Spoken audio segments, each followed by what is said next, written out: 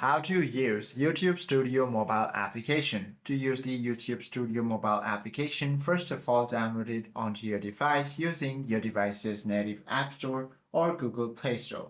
Once you download it onto your device, you simply have to launch it, then log into your account.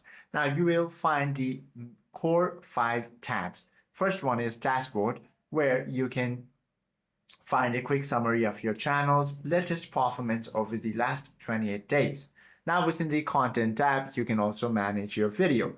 You can edit metadata, change thumbnails, and manage your playlist. And within the Analytics tab, you can check your real-time view count, watch time hours, and subscriber changes. You can also research over here and see the content as well as your audiences.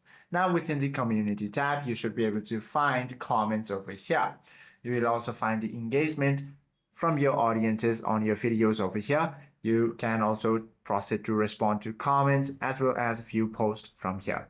Now you will also find this Earn tab at the bottom where you can track your progress toward joining the YouTube Partner Program if you have monetized. Hope this video helps you out a lot. If you have any questions or queries, please do comment down below.